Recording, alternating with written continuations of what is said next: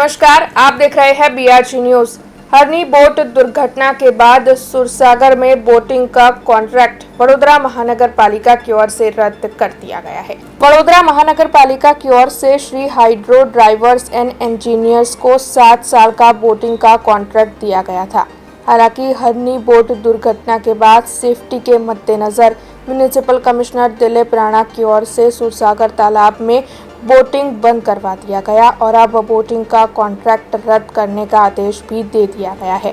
आपको बता दें कि म्युनिसिपल कमिश्नर की ओर से इस बारे में पूरी जांच करते हुए यह आदेश दिया है कि सुरसागर तालाब में बोटिंग का कॉन्ट्रैक्ट रद्द कर दिया जाए।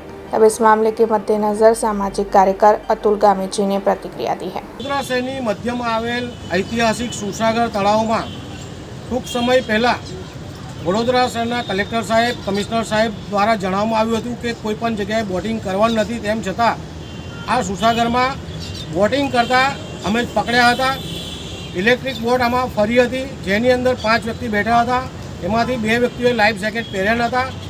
સાથે સાથે જે પણ કરાર કરવામાં આવ્યો હતો વડોદરા શહેર મ્યુનિસિપલ કમિશનર સાથે કે વડોદરા મહાનગરપાલિકા સાથે, એમાં કરાર 4/10/14ની કરાર મુજબ જે પણ જરૂરી ફાયરના સાધનો લેવાના હતા એ સાધનો અમની પાસે નહોતા। સાથે લાઈફ જેકેટ જે તે સમયે પહેર્યા નહોતા, એ પણ ધ્યાને આવ્યું છે।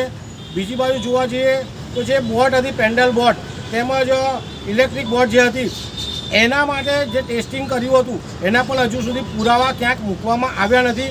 આવી તમામ બાબતોને વડોદરા શહેર મ્યુનિસિપલ કમિશનર સાહેબે ધ્યાને લઈને આજે સુરસાગરમાં જે બોટિંગ ચાલતું હતું એનો ઇજારો રદ કર્યો છે। ઇજારો રદ થવાથી હવે જે પણ અહીંયા ભૂલો થઈ હતી એ ભૂલો સુધારવા નવી જે પણ એજન્સી હશે એને ચાન્સ મળશે।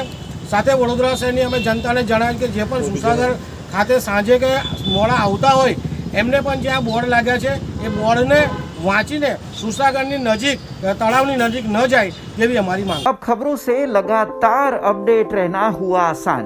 बीआरजी न्यूज आपके मोबाइल स्क्रीन पर आज ही बीआरजी न्यूज की mobile app Google play store और ऐप स्टोर से डाउनलोड करें और खबरों से लगातार जुड़े रहें।